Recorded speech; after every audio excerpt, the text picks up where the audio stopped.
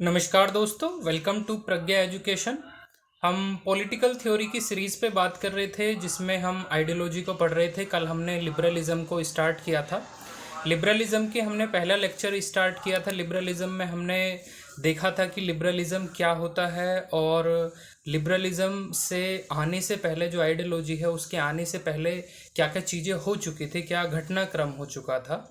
जैसे रिनेसा को समझा, रिफॉर्मेशन इन रिलीजन को समझा और इंडस्ट्रियल रिवॉल्यूशन को समझा, साइंटिफिक रिवॉल्यूशन को समझा। ये सब तमाम ऐसी घटनाएं थीं जो लिबरलिज्म आने के लिए मजबूर हो गया, यानी कि लिबरलिज्म आने का एक रास्ता तैयार हो गया। ठीक है, इसमें आज हम एक लिबरलिज्म का सेकंड लेक्चर स्टार्ट करेंगे जिसमें हम ये पढ़ेंगे कि लिबरलिज्म किस चीज़ की बात करता है, लिबरलिज्म किस चीज़ को चैलेंज करता है और क्या क्या हमें प्रेजेंट में देखने को मिलता है कि लिबरलिज्म आखिर इन चीज़ों की वकालत करता है जो चीज़ आज की डेट में हमारे पास अवेलेबल भी है। ठीक है, एज अ साइंटिफिक लेवल भी है, एज अ मतलब कॉन्स्टिट्यूशन में क्या है, सोसाइटी में क्या है, ये सब चीज़ें हम बात करेंगे आज के लेक्चर में। देखिए, लिबरलिज्म को पहले आप समझिए। लिबरलिज्म जो है अपने आप में एक फिलॉसफी है। उस फिलॉसफी को स्पेशली पॉलिटिकल थ्योरी में आप पॉलिटिक्स की एक फिलॉसफी मान सकते हैं, प्रिंसिपल ऑफ पॉलिटिक्स मान सकते हैं। ये क्या कहती है मेनली कि लिबर्टी होनी चाहिए हर एक इंडिविजुअल के पास, जो सोसाइटी में उसके पास रेस्ट्रेंट रहते हैं, रेस्ट्रिक्शंस रहते हैं, वो रेस्ट्रिक्शंस नहीं रहने चाहिए। इसी तरीके से पॉलिटिक्स की बात करें तो इंडिविजुअल के लाइफ में जो पॉलिटिक्स का इंटरफेरेंस होता है वो नहीं होना चाहिए, वो इस चीज़ की बात करते हैं। ठीक, आप इसको यहाँ पढ़ सकते हैं। Liberalism is a principle of politics which insist on liberty of individual as the first and foremost goal of public policy. कहने का मतलब ये है इसका कि जब भी कोई पब्लिक पॉलिसी बनाएगा, कोई लीडर बनाएगा, कोई किंग बनाएगा या कोई भी, अगर आज की हम डेमोक्रेटिक कंट्री की बात करें तो वहाँ पर हर एक व्यक्ति की लिबर्टी को ध्यान में रखे ये आपको पॉलिसी बनानी पड़ेगी। कहने का मतलब ये है कि जो इरेशनल या अनरीजनेबल जो रेस्ट्रिक्शन लगाए जाते हैं, रीजनेबल तो ठीक है, लेकिन जब अनरीजनेबल रेस्ट्रिक्शन लगाए जाते हैं इंडिविजुअल्स की लाइफ में, वो अपने आप में क्या है, वो गलत है। तो लिबरलिज्म उस चीज़ की वकालत करता है कि रेस्ट्रेंट नहीं होने चाहिए। तो कल हमने बताया था कि जो रेस्ट्रिक्शंस हैं या रेस्ट्रेंट हैं या प्रतिबंध जो हैं वो कैसे थे। आपके फ्यूडलिज्म में क्या था, जैसे चर्च का डोमिनेशन इंडिविजुअल के लाइफ में बहुत ज़्यादा बढ़ गया था।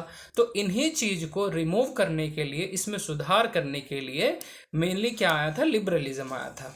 अगर हम पॉलिटिक्स की बात करते हैं तो अथॉरिटेरियन स्टेट हो या टोटलिटेरियन स्टेट हो, ये क्या बात करते हैं, लिबरलिज्म की, यानी कि हर एक व्यक्ति की जो लिबर्टी है वो इंश्योर होनी चाहिए, उसमें कोई भी दखलंदाजी ना दे। ठीक है, ये लिबरलिज्म का सबसे इम्पोर्टेंट और सबसे बेसिक कॉन्सेप्ट है। अब इसका जो सेंट्रल थीम को हम कंसीडर करें तो वो है हमारी लिबर्टी। देखिए, लिबर्टी कई फेजों में, जो लिबरलिज्म है वो कई फेजों में निकल के गया है। पहला जो फेज माना जाता है जिसमें जॉन लॉक उसमें फादर माने जाते हैं, जो पहला फेज है उसको कहते हैं क्लासिकल लिबरलिज्म कहते हैं। ठीक है, उसमें जो स्टेट है, स्टेट के रोल को बहुत लिमिटेड कर दिया है। ठीक है, कई बार आपने पढ़ा होगा कि पॉलिटिक्स जो है वो स्टेट से शुरू होती है और स्टेट पर ही ख़त्म हो जाती है, इसलिए स्टेट का रोल जो है वहाँ पर बहुत लिमिटेड कर दिया है। लिबरलिज्म इस चीज़ की वकालत करता है। ठीक, और ये सब चीज़ें आपको देखनी पड़ेंगी कि हाँ भी क्या क्या रेस्ट्रेंट हमारे सोशल लाइफ में है, पॉलिटिकल लाइफ में है, इकोनॉमिक लाइफ में है।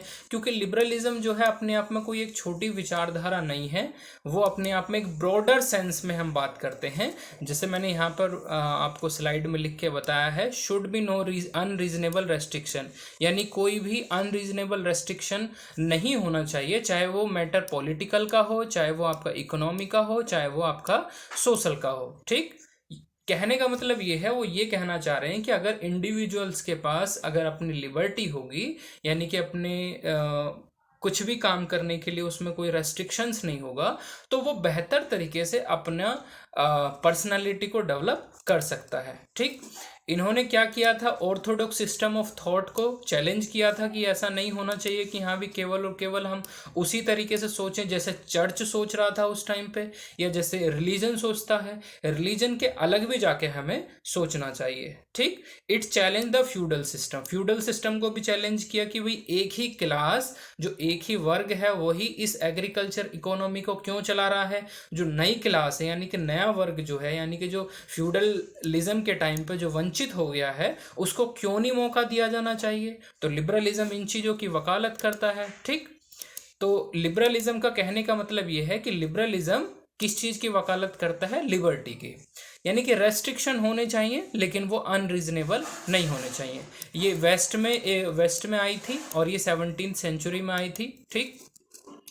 ये करना क्या चाहती थी, it created favourable condition for the new entrepreneurial class to enable them to contribute to social progress. वही जो मैं पहले बात बता रहा था कि जो फ्यूडलिज्म है, फ्यूडलिज्म में जो लॉर्ड बैठे हुए हैं ऊपर, इसके नीचे जो आपकी जो न्यू क्लास है यानी कि जो वंचित वर्ग माने जाते हैं, इनको मौका नहीं मिल पा रहा था कुछ भी नया करने के लिए। तो इस सिस्टम को चैलेंज करने के लिए क्या आया था, लिबरलिज्म आया था। दूसरा, लिबरलिज्म अपने आप में कोई फिक्स मोड ऑफ थॉट नहीं है, ये अपने आप में इंटेलेक्चुअल मूवमेंट है जो प्रोग्रेस करता रहता है डिफरेंट पीरियड ऑफ टाइम में, ठीक।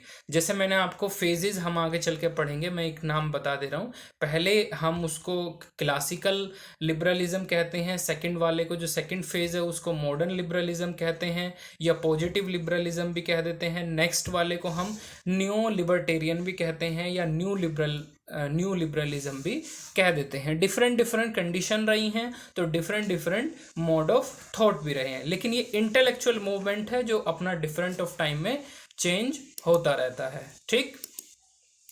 अब बेसिक प्रिंसिपल को जान लीजिए कि हाँ भी ये किन किन चीज़ों की मेनली बात करता है। लिबरलिज्म ये कहता है कि हर एक इंडिविजुअल के पास पहले तो लिबर्टी होनी चाहिए। लिबर्टी इसलिए होनी चाहिए कि वो किसी भी ना अथॉरिटी का, ना ही वो किसी भी इंस्टीट्यूशन का कोई स्लेव नहीं है, कोई गुलाम नहीं है। क्यों नहीं है, क्योंकि वो अपने आप में नेचुरली एक रेशनल क्रिएचर है, ठीक। यानी कि प्राकृतिक रूप से वो तार्किक प्राणी है, और तार्किक है तो इसका मतलब वो अपना हित और अहित खुद जानता है। तो वो जब भी उसे विवेक की बात करेंगे तो वो अपना हित ही चुनेगा, ठीक। तो ह्यूमन बीइंग जो है अपने आप में एंड है अपने आप में, वो कोई मीन्स नहीं है। जो हमने स्टेट बना दी है, अथॉरिटी बना दी है, फैमिली बना दी है, रिलेशन बना दी है, ऑल आर, जितने भी ये सब चीज़ें हमने बना दी हैं, ये सब क्या है, ये सब मीन्स हैं। एंड क्या है, ह्यूमन बीइंग है, जो लिबरलिज्म मानता है। क्योंकि एंड लिबरलिज्म में फाइनली हमें किसको डेवलप करना है, किसकी पर्सनालिटी को डेवलप करना है, ह्यूमन बीइंग की पर्सनालिटी को डेवलप करना है, ठीक। ह्यूमन बीइंग एंड है और अदर अथॉरिटी जो है वो मीन्स है, मतलब संसाधन है, ठीक। नेक्स्ट है, इसमें there is no basic contradiction between an individual self interest and common interest. कहने का मतलब ये है कि ये आपकी सोसाइटी है, और ये जो लिबरलिज्म वाले मानते हैं ये सोसाइटी है, और सोसाइटी में बहुत सारे लोग हैं, उनके अपने अपने इंटरेस्ट हैं, ठीक। और इस सोसाइटी का अपना एक इंटरेस्ट बनेगा जिसको हम कहेंगे कॉमन इंटरेस्ट। ये तो हो गया कॉमन इंटरेस्ट, और कॉमन इंटरेस्ट जो है वो किसी भी इंडिविजुअल के इंटरेस्ट से टकराएगा नहीं, ठीक है। नो बेसिक कॉन्ट्राडिक्शन, यानी कि इसके बीच में कोई भी बेसिक कॉन्ट्राडिक्शन नहीं आएगी, क्योंकि जो ये कॉमन इंटरेस्ट जो बना है वो हर एक व्यक्ति के इंडिविजुअल इंटरेस्ट से ही बना है। तो इस वजह से वो कोई भी जो कॉन्ट्राडिक्शन है वो नहीं आएगी। Man is endow with certain natural right, और लिबरलिज्म इस बात को भी जोड़ देता है कि हर एक व्यक्ति के पास कुछ नेचुरल राइट्स होते हैं, चाहे वो विश्व में कहीं भी रहता हो, ठीक। अगर उसने ह्यूमन बीइंग के रूप में जन्म लिया है तो उसके पास कुछ नेचुरल राइट्स रहते हैं। हालांकि कुछ लिबरल थिंकर हैं जो इस बात को रिजेक्ट करते हैं कि नेचुरल राइट का जो कॉन्सेप्ट है वो रिजेक्ट करते हैं। जैसे बेंथम है, बेंथम इस चीज़ को नहीं मानते हैं, लेकिन जॉन लॉक इस चीज़ पर एक तर्क देते हैं कि हाँ भाई वो जन्मा है, पहला तो उस पर लिबर्टी का है, लाइफ का है और प्रॉपर्टी का, इन तीन राइट्स को वो बताते हैं। तो मैन के पास जो है कुछ नेचुरल राइट्स हैं और उनको कोई भी अथॉरिटी नहीं छीन सकती। अब आगे कहते हैं कि ये बाकी जो है civil society and state are artificial institution, यानी कि सिविल सोसाइटी है या स्टेट है या अदर अथॉरिटी है या फैमिली है, ये सब क्या है, ये सब जो है आर्टिफिशियल इंस्टीट्यूशन है जो कॉमन इंडिविजुअल के कॉमन इंटरेस्ट को सर्व करने के लिए बनाई गई है। यानी कि ये जो जितने भी इंस्टीट्यूशन आए हैं वो इंडिविजुअल को डेवलप करने के लिए नहीं आए, बल्कि सभी इंडिविजुअल्स ने अपने आप को डेवलप करने के लिए कॉमन इंटरेस्ट के साथ इनको बनाया है।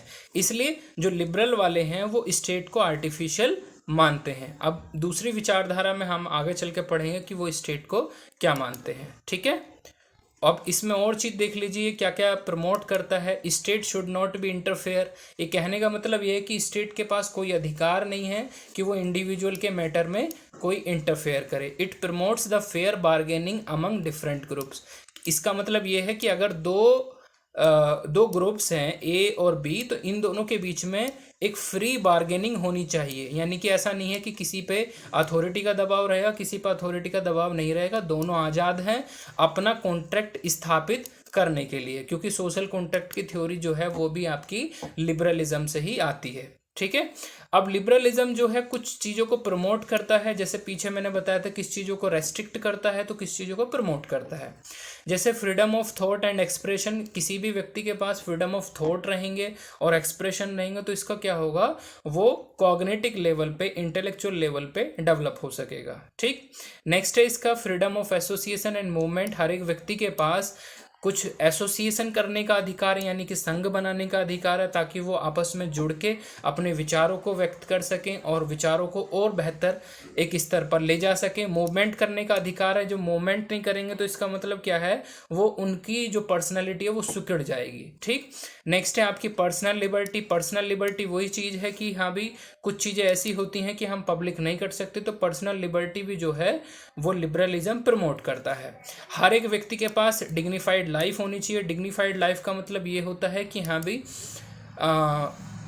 गरिमापूर्ण जिंदगी होनी चाहिए हर एक इंडिविजुअल के पास। ऐसा नहीं है कि हाँ भी एक गरीब है तो उसको बंधुआ मजदूर बना लिया गया या गुलाम बना लिया गया, या जेंडर बेसिस पे किसी को भी हम अपशब्द कहेंगे या फिर हम उसकी लिबर्टी को इन्फ्रिंज करेंगे, तो इसका मतलब क्या है, वो डिग्निफाइड लाइफ के अगेंस्ट हो जाएगा। ये आर्टिकल हमारे कॉन्स्टिट्यूशन में भी जिक्र किया गया है। ठीक है, कंसेंट ऑफ इंडिविजुअल होनी चाहिए। लिबरलिज्म में ये बात की जाती है कि अगर कोई दो व्यक्ति अगर कोई काम करना चाहते हैं तो अगर वो दोनों काम कर रहे हैं तो इसका मतलब ये है कि वो दोनों आपस में सहमत हैं, इसलिए वो काम कर रहे हैं। ठीक है, तो ये इंडिविजुअल की ये जो लिबरलिज्म है, ये लिबरलिज्म के बारे में मैंने आपको बता दिया है कि जो लिबरलिज्म है वो लिबरलिज्म किस चीज़ों की बात करता है, किस डायरेक्शन की बात करता है। एक लेक्चर में हम ये भी बात करेंगे कि लिबरलिज्म हमारी लाइफ में कैसे हमें दिखाई देता है, या आज की टुडे लाइफ में जो हमारा कॉन्स्टिट्यूशन है उसमें कैसे ये समाहित है लिबरलिज्म की विचारधारा। ठीक, अब नेक्स्ट लेक्चर में हम लिबरलिज्म के जो फेजेस हैं, नेक्स्ट लेक्चर में जो लिबरलिज्म के जो फेजेस हैं, पहला फेज, सेकंड फेज और थर्ड फेज, या उसके आगे भी जो चर्चाएं चल रही हैं उसको डिस्कस करेंगे। तो आज के लिए इतना ही काफ़ी है। Thank you.